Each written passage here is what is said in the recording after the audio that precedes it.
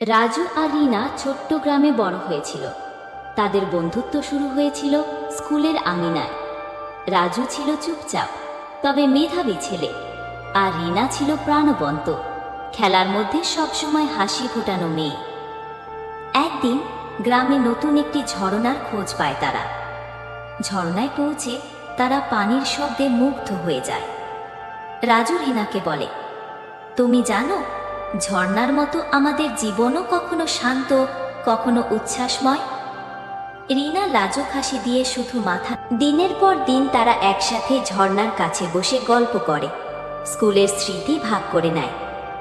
কিন্তু বড় হওয়ার সাথে সাথে রাজুর পরিবারের সিদ্ধান্ত তাকে শহরে পাঠায়।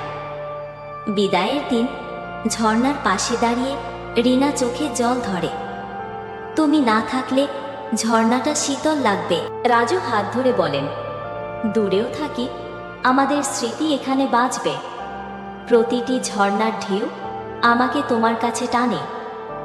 শহরে রাজু নতুন জীবন শুরু করে, কিন্তু রিনার স্মৃতি তার মন থেকে দূরে যায় না।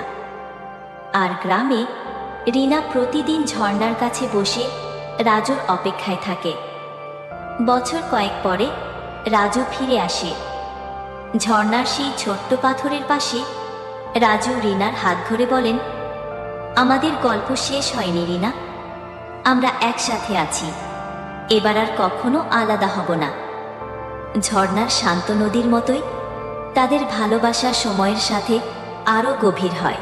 ফারজানা লাইফস্টাইল চ্যানেলটা সাবস্ক্রাইব করুন আর পাশের বেল আইকনটাকেও প্রেস করে রাখুন, যাতে নতুন ভিডিও আপলোড হলেই আপনারা নোটিফিকেশন পান।